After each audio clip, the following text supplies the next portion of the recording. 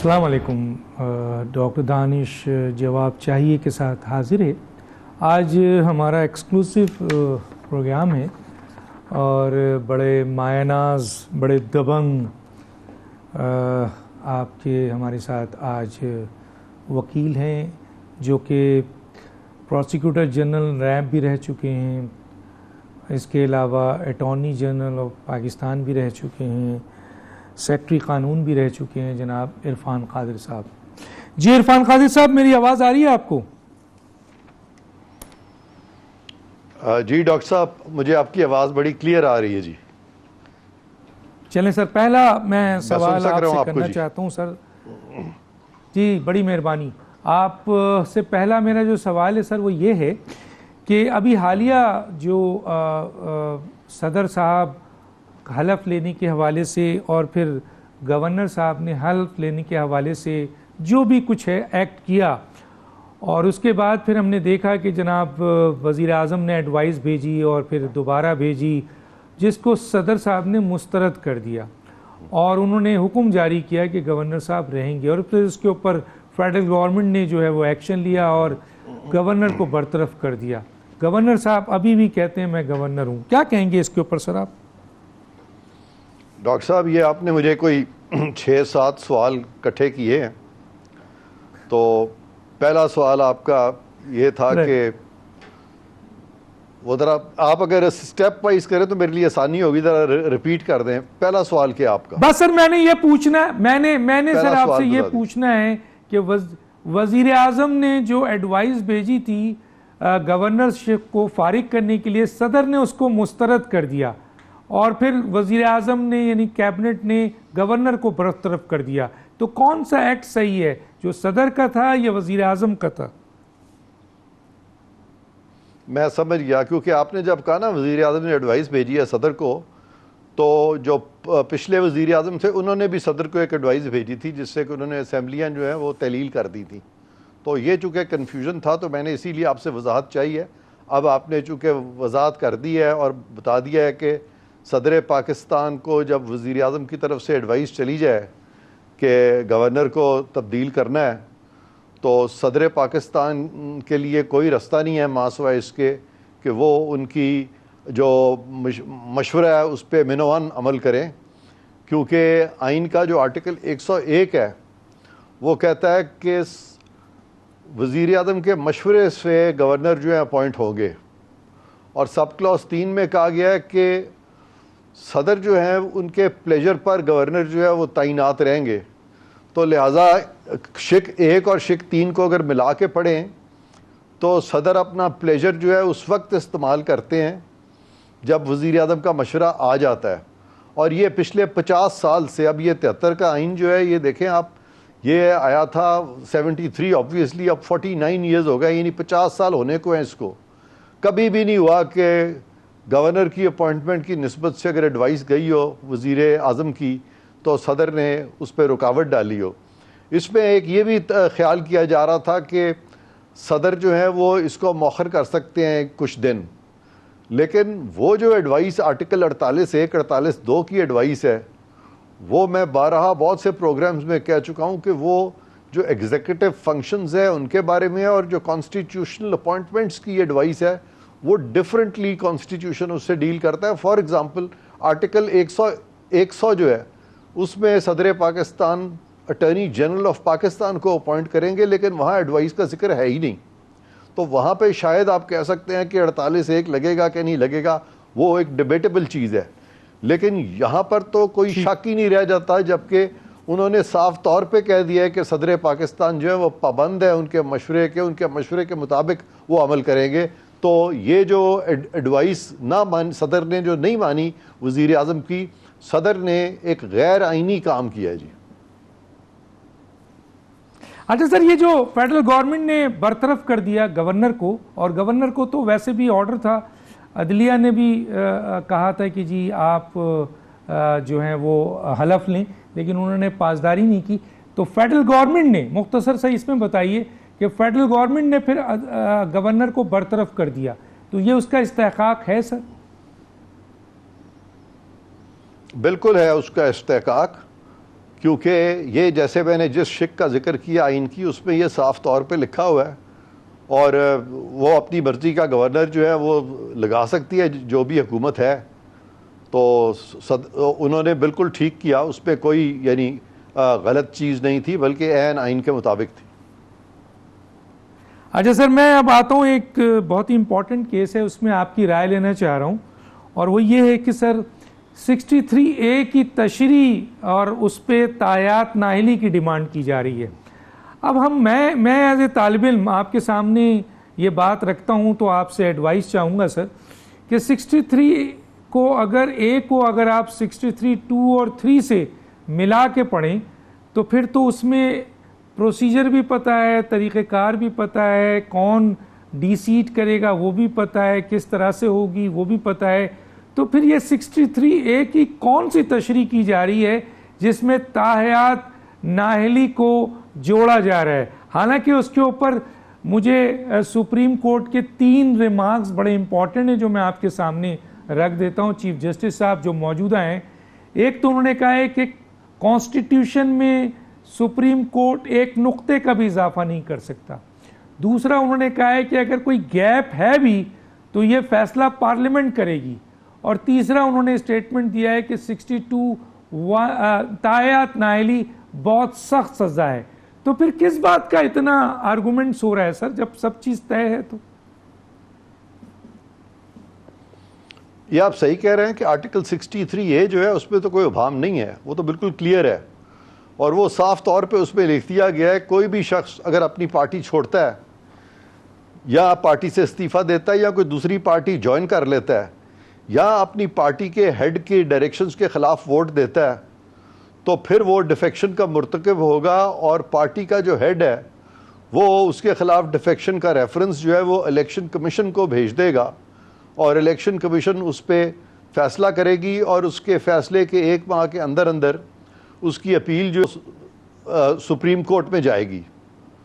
تو لہٰذا یہ پورا اس میں ایک طریقہ کار دیا ہوا ہے، اور میکسیمم یہ ہوگا کہ اگر کوئی بھی اپنی پارٹی کی ڈائریکشن کے خلاف اگر ووٹ دیتا ہے تو وہ ڈی سیٹ ہوگا.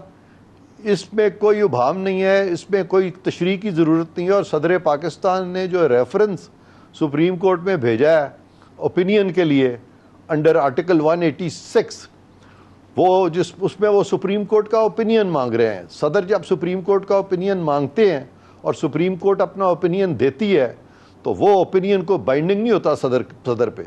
صدر ہو سکتا ہے کسی قانونی چیز پہ اگر ان کو کوئی کنفیوژن ہو یا حکومت کو ہو تو وہ کہہ سکتے ہیں کہ میں سپریم کورٹ سے بھی اوپینین لیتا ہوں، میں اٹارنی جنرل سے بھی لیتا ہوں، میں لاء منسٹر سے بھی لیتا ہوں، میں میکسیمم مجھے جتنے بھی اوپینین ہیں بیسٹ سے بیسٹ مجھے ملے تاکہ پھر میں تینوں اوپینینز کا موازنہ کر سکوں. تو یہ کہنا کہ ایک عام تاثر یہ لیا جا رہا ہے کہ جی سپریم کورٹ ہی صرف تشریح کر سکتی ہے، سب سے پہلی بات تو یہ ہے کہ اس میں کوئی تشریح طلب چیز ہے ہی نہیں. دوسری بات یہ ہے کہ اگر تشریح طلب چیز ہو آئین میں تو سپریم کورٹ اگر تشریح کر سکتی ہے تو کیا پارلیمان نہیں کر سکتی؟ کیا وزیر اعظم نہیں کر سکتے؟ کیا کابینہ نہیں کر سکتی؟ تو سب تشریح کر سکتے ہیں. اور جہاں پر سپریم کورٹ کی تشریح اگر کہ تشریح کی ضرورت ہو، یہاں پہ نہیں ہے، لیکن جہاں پہ سپریم کورٹ کی تشریح اور پارلیمنٹیرینز کی تشریح اور وزیر اعظم کی تشریح ان میں آپس میں متصادم ہو جائے یا اس پہ کچھ کنفیوژن مچ جائے تو وہاں پہ پروڈنس جہاں زیادہ ہوگی ان کی تشریح کو مانا جائے گا. یہ نہیں ہے کہ سپریم کورٹ کی تشریح کو مانا جائے گا. ہاں سپریم کورٹ کی تشریح کو اس صورت میں ضرور مانا جا سکتا ہے اگر کہ دونوں فریق جو عدالت میں ہے خود ہی سبمٹ کر دیں ان کی جورسڈکشن پہ اور کہہ دیں کہ جی اب جو بھی سپریم کورٹ فیصلہ کرے گی ہم اس کے مطابق چلیں گے. تو اس کا مطلب ہے کہ جورسڈکشن تو سپریم کورٹ کو اس معاملے میں نہیں ہے، لیکن پارٹی کی مرضی کی وجہ سے انہوں نے جب خود کسی کو آربٹر بنا لیا ہے تو پھر ان پہ لازم ہو جاتا ہے کہ وہ آربٹر کی بات مانے. لیکن سپریم کورٹ کی حیثیت اس طرح کی تشریح میں میکسیمم آربٹر کی سی ہوتی ہے. اس کے بیونڈ وہ یہ کہنا کہ یہ ایسا معاملہ تھا جو سپریم کورٹ کی جورسڈکشن میں تھا، تو سپریم کورٹ کی جورسڈکشن میں ہرگز یہ معاملہ نہیں آتا. تو اس کا مطلب یہ ہے کہ 63A کی آلریڈی تشریح موجود ہے اور اس میں کسی قسم کا ابہام نہیں ہے، ساری چیز طے ہے. تو اگر فرض کریں، میں ایک سوال رکھتا ہوں سر آپ کے سامنے، اگر 63A کو ریلیٹ کر دیا جائے 5 سال سے یا تاحیات نااہلی سے، تو یہ کیا ایکٹ قانونی ہوگا یا غیر آئینی ہوگا سر؟ سب سے پہلی بات تو آپ نے بھی کی ہے کہ 63A کی جو تشریح ہے کیا وہ موجود ہے؟ تو 63A میں نے پہلے ہی کہا ہے کہ تشریح طلب نہیں ہے، وہ تو ایک کانسٹیٹیوشن کی کمانڈ ہے جس پہ عمل ہونا ہے، اور کمانڈ یہ ہے کہ اگر پارٹی ہیڈ کے ڈائریکشن سے کوئی بھی انحراف کرے گا تو اس کی سیٹ چلی جائے گی. بس سیٹ جانے کا مطلب یہ ہے کہ وہ اس اسمبلی سے تو اس کا ناطہ ٹوٹ جائے گا، اس کا تعلق ختم ہو جائے گا، لیکن بائی الیکشنز ہوں گے اس پہ کوئی ممانعت نہیں ہے. بائی الیکشنز میں لڑ سکتا ہے، وہ کسی بھی دوسری پارٹی کا ٹکٹ لے کے اس پہ لڑ سکتا ہے الیکشنز. تو اس سے زیادہ کوئی بھی یعنی 63A میں پینلٹی پرووائڈڈ نہیں ہے اس ممبر کے خلاف جس نے کہ پارٹی ڈائریکشن سے انحراف کیا ہے، اور اس میں کوئی تشریح طلب چیز ہے ہی نہیں. یہ بالکل روزے روشن کی طرح یہ پروویژن جو ہے یہ عیاں ہے. اور میں سمجھتا ہوں کہ صدر پاکستان کو یہ جو ریفرنس انہوں نے بھیجا ہے سپریم کورٹ میں، جس پہ حد سے زیادہ ہیئر سپلٹنگ جو ہے وہ دیکھنے کو مل رہی ہے. سپریم کورٹ کے چیف جسٹس صاحب کا جو آپ فرما رہے ہیں کہ انہوں نے کہا ہے کہ یہ پارلیمان کا کام ہے قانون بنانا، اور ہم اس میں ایک لفظ بھی نہیں ایڈ کر سکتے آئین میں، اور جو آئین میں لکھا ہے ہم نے تو وہ فالو کرنا ہے. تو میں سمجھتا ہوں کہ ان کو چاہیے کہ فالو کریں، کیونکہ اس سے پہلے بھی جب یہ معاملہ آیا تھا کہ جب یہ کہا گیا تھا کہ کسی طرح سے یہ نو کانفیڈنس رک جائے اور اس چیز کی تشریح ہو جائے تاکہ وہ جو منحرف لوگ ہیں ان کے ووٹ بیچ میں نہ پڑ جائیں، اس وقت بھی سپریم کورٹ نے اچھا فیصلہ دیا تھا. اب بھی میں سمجھتا ہوں کہ سپریم کورٹ اسی فیصلے کے مطابق ہی چلے گی، کیونکہ سپریم کورٹ کے ہاتھ بندھے ہوئے ہیں. وہ اس لیے کہ سپریم کورٹ جکڑی ہوتی ہے آئین میں، اور آئین سے باہر سپریم کورٹ نہیں نکل سکتی. اگر وکلا لمبی لمبی بحث کر کے ان کو نکالنا بھی چاہیں تو ججز جو ہیں یوزلی آئین سے باہر نکل ہی نہیں سکتے. اور چونکہ میری بھی ساری زندگی اسی چیز میں گزری ہے، تو میں نے تو پہلے ہی کہہ دیا تھا، وہ اس کے جو پہلا کیس فیصلہ ہوتا اس پہ بھی میں نے کہہ دیا تھا کیا فیصلہ آئے گا، اور اب بھی میں سمجھتا ہوں اسی کے مطابق ہی فیصلہ انشاءاللہ آئے گا. چلیں سر، بالکل آپ نے کلیئر کر دیا. اب میں آپ سے آ کے پوچھتا ہوں سر، یہ بتائیے کہ آخر 62(1)(f) میں آپ نے تاحیات نااہلی کیسے کر دی؟ وہ بھی تو سر ایک 62(1)(f) جو ہے وہ ایک کلوز ہے جس میں صادق اور امین کا صرف ہے، اور سپریم کورٹ کے پاس جیسے کہ یہ ایز اے طالب علم میں سمجھتا ہوں کہ ہر ایک کی جوریڈکشن ہے. 175(2) جو ہے وہ سپریم کورٹ کی جوریڈکشن ہے کہ کوئی بھی وہ ایسا کام نہیں کر سکتے جو آئین اور قانون میں نہیں ہو. اسی طرح ایگزیکٹو کی 97 ہے کہ وہ بھی ایسا کوئی کام نہیں کر سکتے جو ان کی جوریڈکشن سے باہر ہو. اسی طریقے سے پارلیمنٹ نہیں کر سکتی. تو سر یہ پھر 62(1)(f) میں جو تاحیات نااہلی کی گئی ہے اس کی ذرا وضاحت کریں ہمیں. آئین میں 62(1)(f) کے تحت تاحیات نااہلی کا ذکر ہی نہیں ہے، صریحاً اس کا ذکر نہیں ہے. اور جہاں تک کہ کسی کو نااہل قرار دینا ہے اس کا ذکر آئین میں ضرور ہے، اور اس کا جو طریقہ کار ہے وہ یہ ہے کہ اگر وہ نیشنل اسمبلی کا ممبر ہے یا سینٹ کا ممبر ہے یا صوبائی اسمبلی کا ممبر ہے تو اس صورت میں اسپیکر قومی اسمبلی، چیئرمین سینٹ یا اسپیکر صوبائی اسمبلی کے وہ معاملہ جو ہے الیکشن کمیشن کو بھیجیں گے کویسچن بنا کے کہ یہاں پہ یہ نااہلی کا کویسچن آیا ہے، اور پھر الیکشن کمیشن کا جو فیصلہ ہے اس پہ فائنل ہے. سپریم کورٹ کا وہاں بھی کوئی ذکر نہیں ہے. تو نہ صرف کہ سپریم کورٹ کسی کو نااہل نہیں قرار دے سکتی بلکہ تاحیات نااہلی کا تو کانسیپٹ بھی وہاں پہ آئین میں نہیں ہے. تو وہ میں سمجھتا ہوں کہ ایک ایسی چیز ہے جس پہ کہ پاکستان کی جو بھی آئندہ کی سپریم کورٹ ہوگی یا موجودہ سپریم کورٹ اگر یہ سمجھتے ہیں تو ان کو چاہیے کہ اپنے وہ تمام فیصلے جو ہیں ریوزٹ کرے، کیونکہ یہ وہ فیصلے ہیں جن کی وجہ سے کہ پاکستان کی جو جورسپروڈنس ہے وہ بہت کیوس کا شکار ہے، تضادات کا شکار ہے. اور جب لیگل آرڈر جو سپریم کورٹ کا جوڈیشل پریسیڈنٹس کا جب تضادات کا شکار ہو تو اس سے پھر جو نیچے والی عدالتیں ہیں جو کہ جن کے لیے سپریم کورٹ مشعل راہ ہوتا ہے ان کے لیے پھر کوئی راہ جو ہے وہ متعین نہیں ہوتی، اور وہ پھر اپنے اپنے دائرہ اختیار سے تو آپ کہنا چاہ رہے ہیں کہ سر 62(1)(f) کے تحت آپ کہنا چاہ رہے ہیں کہ 62(1)(f) کے تحت جو تاحیات نااہلی کی گئی ہے وہ غیر آئینی غیر قانونی ہے. میں یہاں ایڈ کروں گا سر، اب میں آتا ہوں ذرا ایڈ کرتا ہوں، کیونکہ 62(1)(f) کے تحت تاحیات نااہلی نواز شریف صاحب کی گئی، جہانگیر ترین کی گئی، اور اسی طریقے سے فیصل واڈا جو ہیں وہ الیکشن کمیشن نے بھی ان کی تاحیات نااہلی کی. تو کیا یہ سارے فیصلے غیر آئینی ہیں سر؟ ہاں، کیونکہ آئین میں جیسے میں بتا رہا ہوں آپ کو تاحیات نااہلی کا کانسیپٹ ہے ہی نہیں، وہاں کوئی ایسی بات ہی نہیں ہے. تو اگر وہاں یہ لکھا ہی نہیں ہوا تو میکسیمم آپ ایک الیکشن تک جو شخص الیکٹ ہو کے آیا اس حد تک آپ اس کو نااہل قرار دے سکتے ہیں. اس کے بعد جب نئے الیکشن ہوں گے تو ایک نیا پیریڈ شروع ہوگا، اور اس پیریڈ میں نااہلی کا جو بھی طریقہ کار آئین میں دیا ہوا اس کے مطابق اگر آئندہ کسی نے نااہل ہونا تو وہ ہوگا. لیکن یہ کہنا کہ اگر کسی شخص نے ایک دفعہ وہ کوئی غلط بیانی کی ہے یا جھوٹ بول دیا ہے یا تو وہ تاعمر وہ دوبارہ وہ ہمیشہ کے لیے نااہل ہو جائے گا، اور وہ جو لفظ وہاں آنیسٹ اور امین کا لکھا ہوا ہے وہ تو چیزیں جو ہیں وہ ایک قسم کا صادق اور امین کا جو لفظ ہے اسلام میں وہ تو نبی کریم میں یہ ایسی چیز تھی، اور وہ نبی جو ہے وہ سب سمجھا جاتا ہے کہ کوئی بھی نبی جو ہے وہ کسی قسم کی خطا نہیں کر سکتا. میں اور آپ ہم عام انسان، ہم سے بالکل خطا کار لوگ ہیں ہم. تو اس کا یہ مطلب نہیں ہے کہ ہمیں اس معیار پہ پرکھا جائے جو معیار جو ہے، اور پھر جب یہ لکھا بھی نہیں ہے تاحیات نااہلی کا، اگر آپ نے اس معیار پہ بھی پرکھنا تو چلے پرکھ لیں، لیکن یہ کہ تاحیات نااہلی کا تو لکھا ہی نہیں ہے. اور آپ نے بڑا خوبصورت پوائنٹ آؤٹ ابھی کیا کہ آرٹیکل 175 کی کلاس 2 جو ہے وہ تو بالکل صاف طور پہ کہہ رہی ہے کہ کسی عدالت کو جورسڈکشن نہیں ہوگی اس چیز کے بارے میں جس چیز کے بارے میں کہ قانون اور آئین اسپیسیفکلی اس کو اس کی اختیار تفویض نہیں کرتا. تو لہٰذا یہ جو تاحیات نااہلی ہے یہ بالکل غلط ہے، اور پارلیمنٹ اگر چاہے تو آج بھی اس کو ختم کر سکتی ہے، سمپل لیجسلیشن سے بھی اس کو ختم کر سکتی ہے. میں اس پہ جاؤں گا، نہیں سر میں اس پہ جاؤں گا. پہلے تو میں یہ پوچھوں گا یہ غلط ہے یا غیر آئینی اقدام ہے، غیر قانونی اقدام ہے؟ میں کلیئر کٹ چاہوں گا آپ کا پوائنٹ آف ویو 62(1)(f) پہ.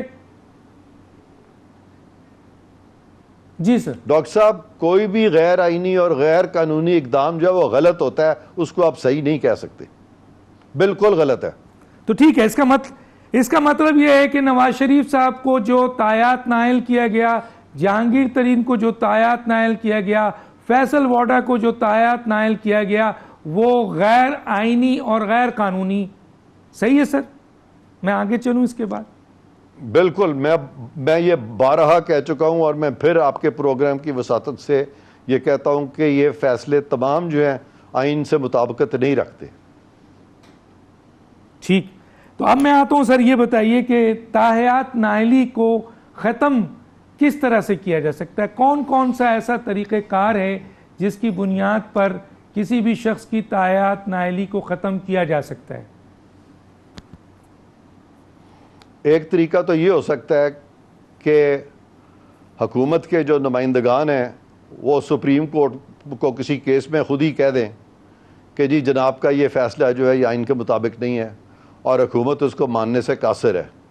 اور اس طرح کا چیزیں میرے سامنے آئی تھیں جب میں اٹارنی جنرل تھا، اور کچھ کیسز میں مجھے یہ سپریم کورٹ کو کہنا پڑا تھا کہ آپ کے یہ جو احکامات ہیں یہ آئین کے مطابق نہیں ہیں، اس پہ ہم عمل درآمد نہیں کریں گے، اور ہم نے عمل درآمد نہیں کیا تھا اور سپریم کورٹ کو یہ بات ماننی پڑی تھی. ایک طریقہ تو یہ ہو سکتا ہے.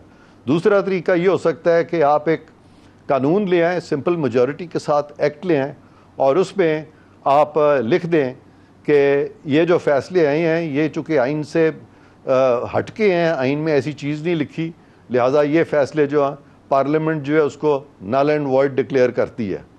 تو وہ فیصلے جو ہیں وہ خود بخود اس قانون سازی سے ہی ختم ہو جائیں گے. اور جہاں ٹکراؤ آ جاتا ہے، یہ میں پہلے بھی کہہ چکا ہوں، میں پھر کہہ رہا ہوں، اس کی وضاحت کر رہا ہوں کہ جہاں ٹکراؤ آ جاتا ہے لیجسلیچر کے قانون میں اور سپریم کورٹ کی ججمنٹ میں، تو دیکھنا یہ پڑتا ہے کہ دونوں میں پروڈنس کدھر زیادہ ہے. یعنی اس کو کہتے ہیں قانونی اصطلاح میں کہ لیجس پروڈنس جو ہے وہ جورسپروڈنس کے سامنے آ جاتی ہے, یہ دونوں آمنے سامنے آ کے کھڑے ہو جاتے ہیں.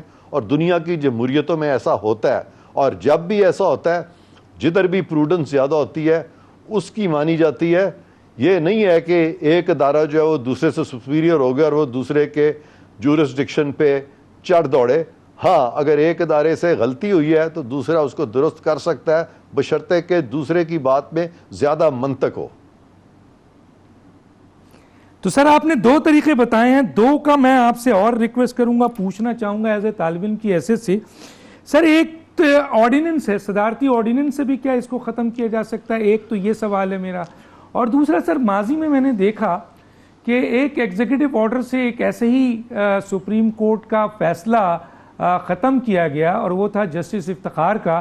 جسٹس افتخار صاحب کو ڈوگر بینچ نے جو ہے وہ جو ہے ان کو کام کرنے سے روک دیا تھا, برطرف کر دیا تھا. اور بالکل اسی طریقے سے جب جسٹس افتخار 2000 وہ ظفر علی شاہ کا کیس تھا جس میں انہوں نے یہ ایکٹ کیا تھا, اور پھر ٹکا خان کیس میں آپ کے ڈوگر کیس نے یہ فیصلہ کیا تھا. ابھی بھی وہ ٹکا خان کیس موجود ہے, لیکن یوسف رضا گیلانی کے ایک ایگزیکٹو آرڈر سے وہ فیصلہ جو برطرف کر دیا گیا تھا, وہ سزا جو برطرف کر دی گئی تھی جسٹس افتخار کو, ان کو بحال کر دیا گیا تھا. تو کیا یہ بھی ممکن ہے سر؟ دیکھیں, آپ نے تقریباً 3-4 سوال کٹھے پھر کر دیے ہیں, تو میری آپ سے ریکویسٹ ہے کہ سب سے پہلا سوال جو آپ نے سب سے پہلے کیا تھا ذرا اس کو ریپیٹ کیجئے تاکہ میں اس پہ آؤں, پھر دوسرے پہ, تیسرے پہ اور چوتھے پہ میں آپ کو جواب دوں. ٹھیک ہے, سب سے میں آرڈیننس صدارتی آرڈیننس کا پہلے کہا تھا, صدارتی آرڈیننس. ہاں رک جائیں, ادھر ہی رک جائیں. آرڈیننس, ہاں میں آرڈیننس کا بتاتا ہوں. آرڈیننس کا میں جواب اس لیے دے چکا ہوں کہ آرڈیننس جو ہے آرٹیکل 89 اس کو گورن کرتا ہے, اور آرٹیکل 89 میں صاف طور پہ یہ لکھا ہوا ہے کہ آرڈیننس جو ہے اس کا وہی فورس اور وہی ایفیکٹ ہوگا جو کہ ایک ایکٹ آف پارلیمنٹ کو ہوتا ہے. لہٰذا جو ایک پارلیمنٹ کا ایکٹ جو ہے, پارلیمنٹ کا پاس کردہ قانون جو کر سکتا ہے وہی آرڈیننس کر سکتا ہے, کیونکہ صدر پاکستان بھی لیجسلیچر ہی سمجھے جاتے ہیں. Ordinance making power legislative power ہے, یہ ایگزیکٹو پاور نہیں ہے. بہت سارے صاحبان کو یہ مغالتا ہے کہ ایز اف یہ ایگزیکٹو پاور ہے, یہ ہرگز ایگزیکٹو پاور نہیں ہے. ہاں, آرڈیننس اگر ہو جائے تو اس کی توسیع بعد میں پارلیمنٹ کر دیتی ہے, لیکن آرڈیننس سے ہر وہ چیز ہو سکتی ہے جو ایک پارلیمنٹ کے ایکٹ سے ہو سکتی ہے. اب آپ کا اگلا سوال ہے وہ یہ ہے کہ کیا ایگزیکٹو آرڈر سے عدالت کے فیصلے کو کیا جا سکتا ہے؟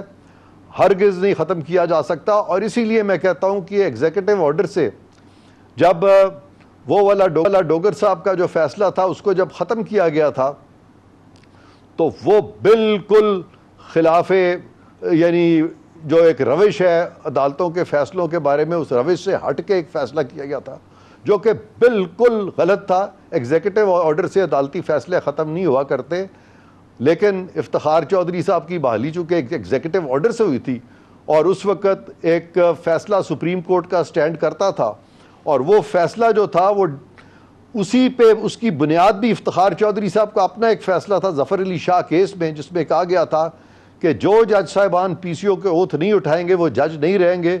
تو ڈوگر صاحب نے بھی اسی کو بنیاد بنایا تھا. تو اس کو جب تک کہ ری وزٹ سپریم کورٹ خود نہ کرتی یا لیجسلیٹو انسٹرومنٹ کے ساتھ, یعنی کہ ایکٹ آف پارلیمنٹ کے ساتھ یا آرڈیننس کے ساتھ, وہ جب تک ختم نہ ہوتا تو وہ ایگزیکٹو آرڈر سے ختم نہیں کیا جا سکتا تھا. سو وہ جو افتخار چودھری صاحب کی بحالی ہے وہ بالکل غلط تھی. اس کے بعد جو 13 ججز بنائے گئے تھے ان کی اپوائنٹمنٹس غلط تھیں. بہت سارے ججز جن کو گھر بھیجا گیا تھا وہ سارا کچھ انلیگل تھا, اور وہ وقت دور نہیں ہے جبکہ یہ ساری چیزیں سپریم کورٹ کو ریورس کرنا پڑیں گی. ٹھیک ہے سر, باز آپ نے اچھا کیا, لیکن ایک ایسا آپ کا وہ موجود ہے بیس کہ ایک ایگزیکٹو آرڈر سے بھی سپریم کورٹ کے فیصلے کے بعد چیف ایگزیکٹو نے ایک سزا کو معطل کی. ہاں, یہ آپ کی بات ٹھیک ہے, یہ آپ کی بات ٹھیک ہے.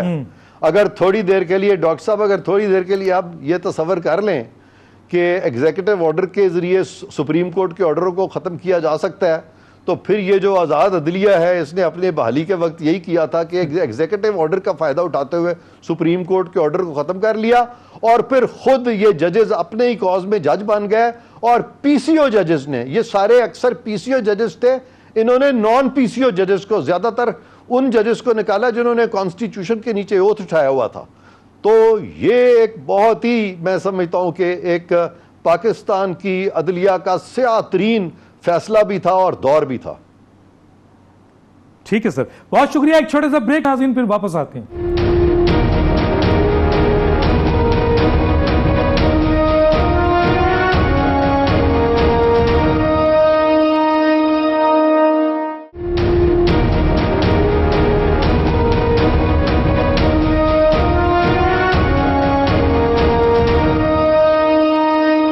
ویلکم بیک ناظرین. جی عرفان صاحب, میں ذرا سا ایک اور اہم کیس ہے اس کے اوپر بھی ذرا سا جانے سے پہلے ایک اور کیس کو تھوڑا سا ٹچ کر لوں, اور وہ یہ ہے کہ مریم نواز صاحبہ کا جو کیس ہے اس کی اپیل بھی اور ریکویسٹ بھی اس وقت کورٹ میں موجود ہے اور چل بھی رہی ہے, اور بڑی ڈیلے بھی ہو رہی ہے, اور نیب مسلسل اپنے پروسیکیوٹر کو چینج بھی کر رہا ہے. میں تھوڑا سا لوگوں کے لیے یہ انٹرسٹ کے لیے یہ پوچھنا چاہتا ہوں کہ سر اس کیس کا میرٹ کیا ہے, آیا یہ کیس کہاں کھڑا ہے اور کس بنیاد پہ ان کو سزا دی گئی تھی, وہ کون سے لیٹرز تھے جس کی بنیاد پر ان کو سزا دی گئی تھی جو کہ اب خود کورٹ نے اٹھا کے پھینک دیا ہے, کیا کہیں گے سر؟ ڈاکٹر صاحب, میں جو کیس عدالت میں کر رہا ہوتا ہوں یوزلی میں اس پہ کامنٹ نہیں کیا کرتا, لیکن اس حد تک میں ضرور بات کروں گا کہ یہ میرٹس پہ تو میں بات ابھی نہیں کروں گا, لیکن میں یہ ضرور بات کروں گا کہ اس کیس میں جو تاخیری حربے استعمال کیے جا رہے ہیں تو وہ میں نے عدالت کو بھی پوائنٹ آؤٹ کیا اور وہ عدالت کے سامنے ہے کہ پچھلے اتنے ماہ ہو گئے ہیں, میرے آرگومنٹس کمپلیٹ ہو چکے ہیں آلموسٹ, اور ہر دفعہ وہ نیب جو ہے وہ ہیلے بہانے کر کے تاریخ لے لیتی ہے, اور انہوں نے پھر بہت سارا وقت جو ہے وہ اسی طرح سے لینتھی ارریلیونٹ آرگومنٹیشن میں ضائع کیا. اس کے بعد انہوں نے 2 وکلا نئے لے کے آئے, اور یہ بڑی سیریس چیز ہے کہ ایک نیا وکیل کیا اور اس نے پھر آ کے تاریخ لی. جب وہ اس کی باری تھی آرگیو کرنے کی تو پھر ایک اور وکیل صاحب آ گئے, پھر انہوں نے آ کے تاریخ لے لی, اور اب جو لاسٹ ڈیٹ آف ہیئرنگ تھی جبکہ کیس بالکل رائپ تھا فیصلے کے لیے, تو انہوں نے دونوں وکیل جو ہیں وہاں پہ نہیں آئے اور وہ چلے گئے, اور پھر پرانے وکلا جو ہیں پھر واپس آ گئے.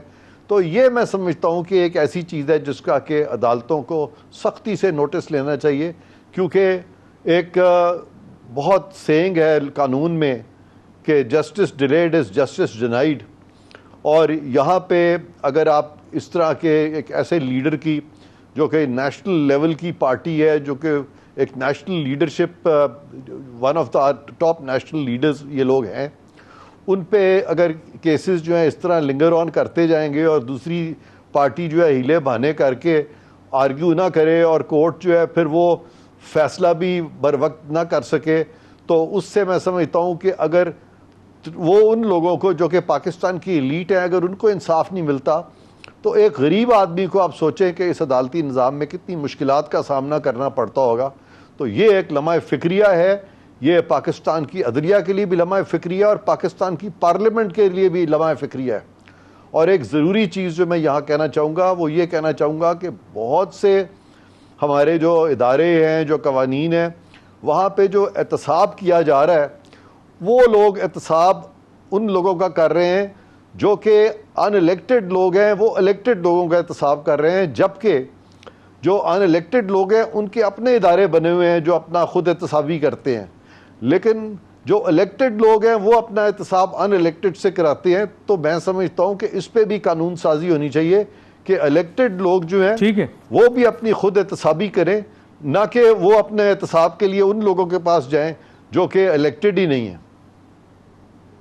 اچھا سر, میں ایکچولی اس مقدمے میں ان فیصلوں کی طرف نہیں جا رہا ہوں, لیکن میں کوشش کر رہا ہوں کہ مجھے 2-4 باتیں ضرور آپ اس مقدمے کے حوالے سے, ایسی چیزیں جو آلریڈی پبلک ہوئی ہوئی ہیں, جیسے آپ کا 9 سائلنٹ فیچر ہے جو آپ نے وہاں پہ آرگو کیا ہے وہ بھی پبلک ہوئی ہوئی ہے. پھر آپ نے ایکویٹل مریم کے ایکویٹل کے لیے 4 اہم پوائنٹس وہاں پہ ڈالے ہیں جس کا کوئی جواب نہیں مل رہا ہے, اور وہ 4 پوائنٹس میں آپ کے سامنے بھی رکھ دیتا ہوں. ایک آپ نے کہا ہے کہ نیب نے انویسٹیگیشن نہیں کیا اور ریفرنس بنایا اور سزا دے دی. نیب نے کوانٹیفائی نہیں کیا سورس آف انکم کو, اور پھر پراپرٹی جو تھی اس کو پرائز ڈیٹیکشن بھی نہیں کیا, اور چوتھا کوئی دستاویزی ثبوت جو کہ بینیفیشل اونر کا مریم کے حوالے سے وہ آج تک دے نہیں سکے. تو سر یہ تو پبلک ہے, اس پہ تو آپ, یہ تو سوال بنے ہوئے ہیں, اس پہ تو آپ تھوڑا سا ہمیں گائیڈ کر سکتے ہیں سر. نہیں, یہ تو آن ریکارڈ چیز آ چکی ہے نا کہ میاں نواز شریف کو انہوں نے کہا ہے کہ یہ اونر ہیں ان ایون فیلڈ پراپرٹیز کے, اور میاں نواز شریف نے ان پراپرٹیز کو حاصل کیا ہے یا خریدا ہے, جبکہ اس کا ڈائریکٹ ایویڈنس جو ہے وہ کوئی نہیں آیا. اور مریم صاحبہ کو کہا گیا ہے کہ وہ اپنے باپ کی معاونت کر رہی تھیں ان پراپرٹیز کو چھپانے میں, اور وہ بینیفیشل اونر بن گئی ہیں اس پراپرٹی کی کچھ دستاویزات کے تحت. وہ دستاویزات بھی کوالیفائی نہیں کرتے کہ ہم اس کو ایویڈنس کہہ سکیں, جو کہ قانون شہادت میں جس چیز کو ایویڈنس کہا گیا ہے.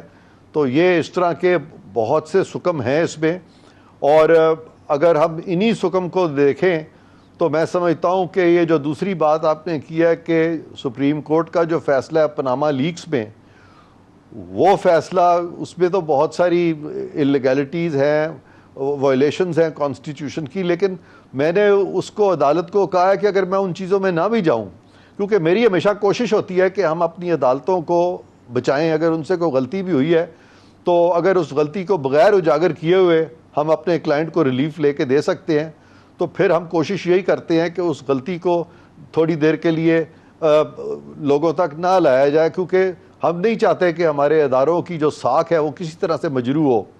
لیکن عدالتوں کو بھی چاہیے کہ اپنی ساکھ بچائیں اور اس طرح کے جو غلط کیسز ہیں ان کا جلد از جلد فیصلہ کریں.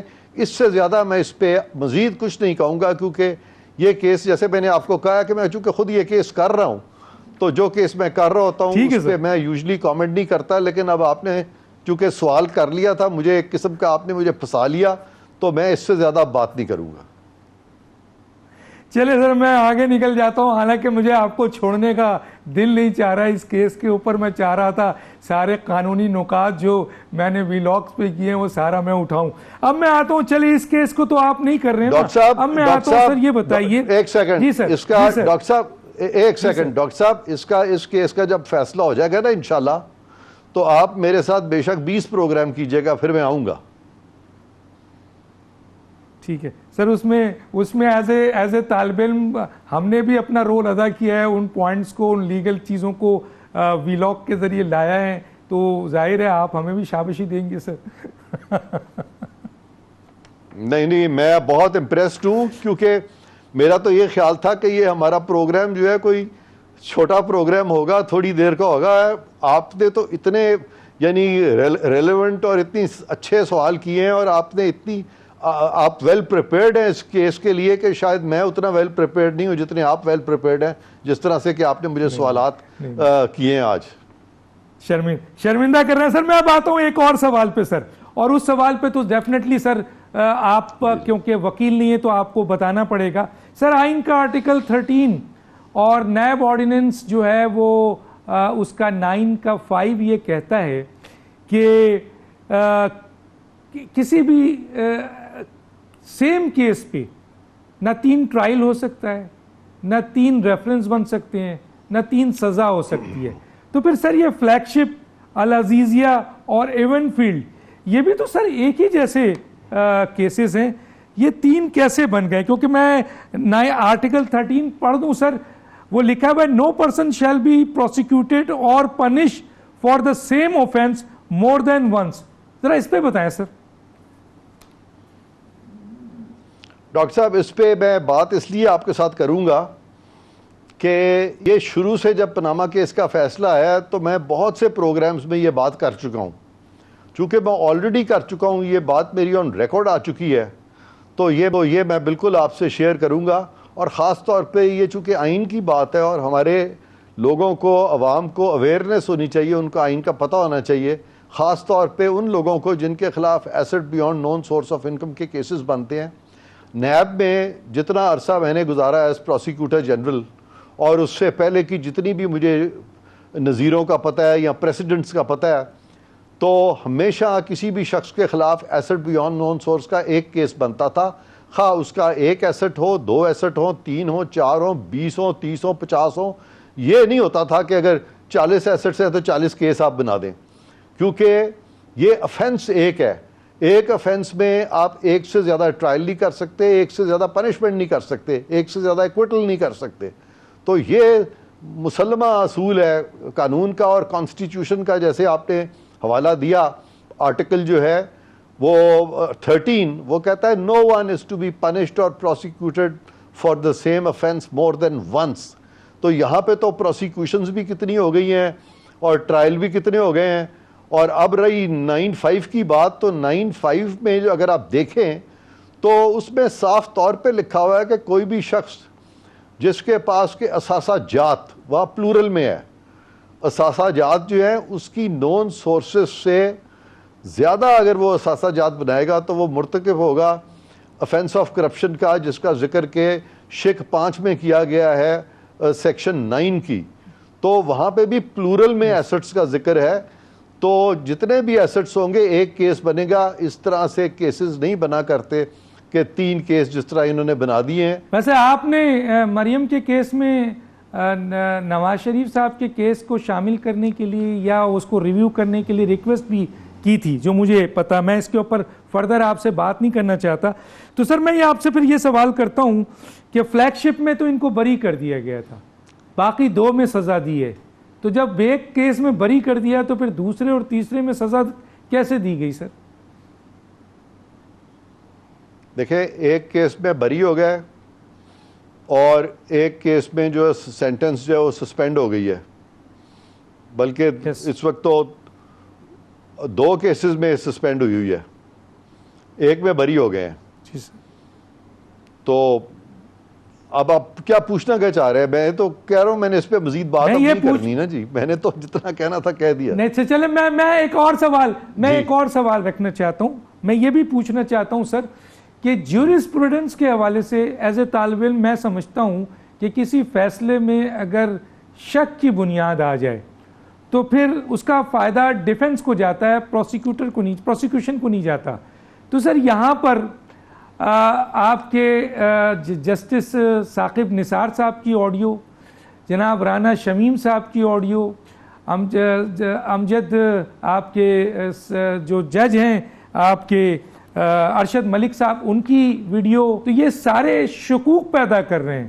تو کیا آپ نہیں سمجھتے سر کہ جیورسپروڈنس کے لحاظ سے اس کا فائدہ ڈیفنس کو جانا چاہیے؟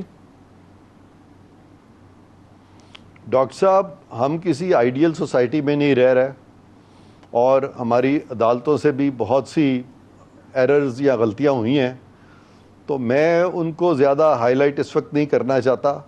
میں سمجھتا ہوں کہ اگر ان چیزوں میں گئے بغیر یہ معاملے اگر سارے سیدھے ہو جاتے ہیں تو ہمیں اپنے اداروں کی ساکھ جو ہے وہ زیادہ عزیز ہے اور ہمیں اس کو ہمیشہ بچانا چاہیے. تو اس منطق کو دیکھتے ہوئے ان چیزوں پہ میں اس لیے بھی کامنٹ نہیں کرنا چاہوں گا کیونکہ ماضی میں آپ جانتے ہیں, مجھ سے زیادہ جانتے ہیں کہ بہت سارے فیصلے تھے ہماری ہی اعلیٰ عدلیہ کے جو کہ کنٹروورشل رہے اور جو کہ سائٹ بھی نہیں کیے جاتے.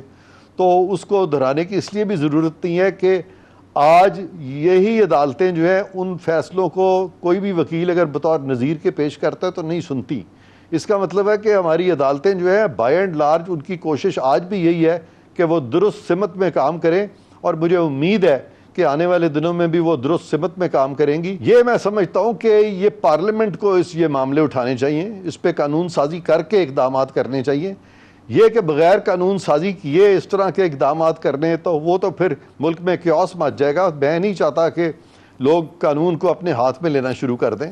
تو بالکل اگر کسی ایسے فیصلے ہیں جہاں پہ ایویڈنس ملتا ہے کہ جج صاحبان جو تھے انہوں نے آئین سے انحراف کیا ہے یا آئین کو سبورٹ کیا ہے کچھ کیسز میں, تو ان کے خلاف قانون کے مطابق کارروائی ہو, نہ کہ ہم یہاں میڈیا میں بیٹھ کے تو اس پہ بات کریں.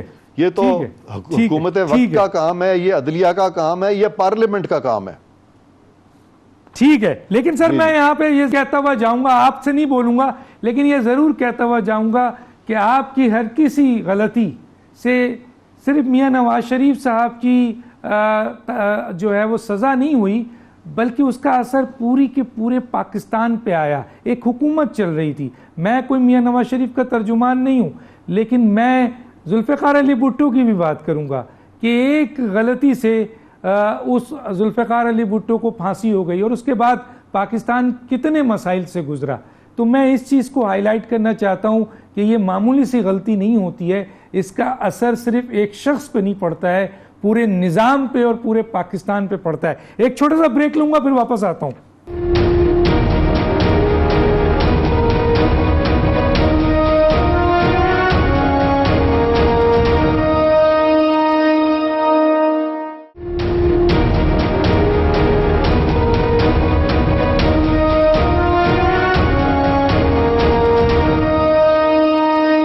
Welcome back. اچھا عرفان قاضی صاحب، بس آخری 2 سوال ہیں میرے پاس، ٹائم بھی 5 منٹ رہ گیا ہے.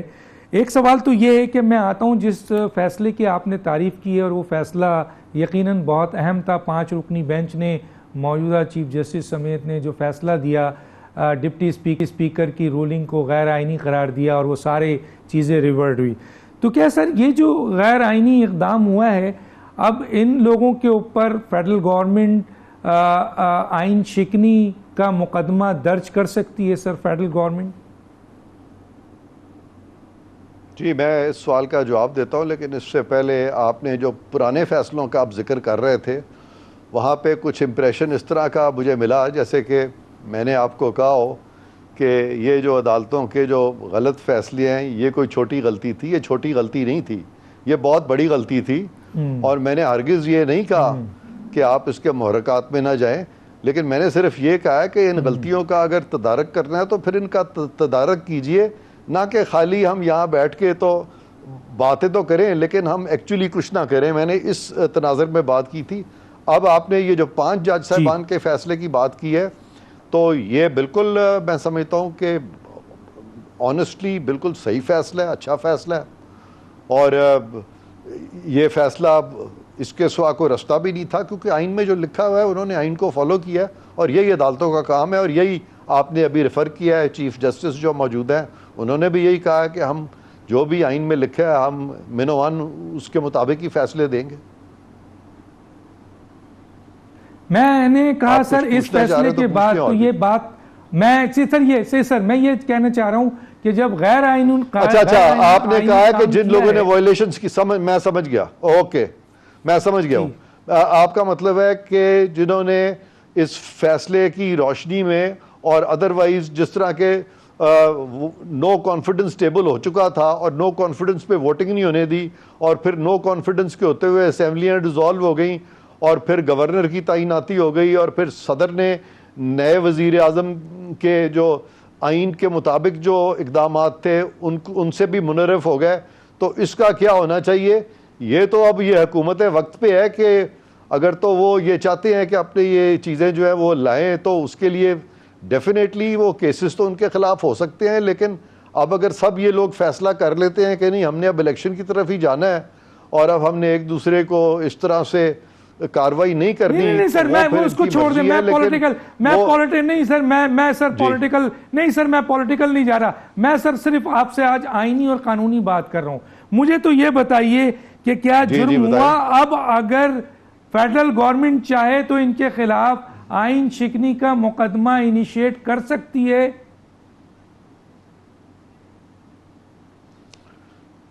سب سے پہلی بات تو یہ ہے کہ ہمارے ملک میں آئین شکنی کا ایک کلچر جو ہے نا بڑی دیر سے یہ قائم ہے. اور یہ جب کچھ ججز نکالے گئے تھے تو اس وقت کہا گیا تھا کہ یہ تو آئین شکنی ہو گئی ہے، اور انہی ججز نے ان سے بھی زیادہ ججز نکال دیے اور ایک ایگریویٹڈ آئین شکنی کی. لیکن ان سب کے خلاف آج تک کچھ بھی نہیں ہوا. میں نہیں کہتا کہ ان کے خلاف کچھ نہ ہو، لیکن ہماری ایک ہسٹری رہی ہے. سر میرے پاس ٹائم نہیں ہے. نہیں عرفان قادر صاحب، بہت سی وائلیشن ہوئی ہے، بہت سی غلطیاں ہوئی ہیں. میں تو صرف ایک سوال پوچھ رہا ہوں, میرے پاس ٹائم نہیں ہے, 1 منٹ ہے, کہ یہ جو وائلیشن ہوئی ہے اس پہ فیڈرل گورنمنٹ یہ حق رکھتا ہے کہ وہ ان کے خلاف کیس انیشیٹ کر سکتا ہے آئین شکنی کا, یس اور نو؟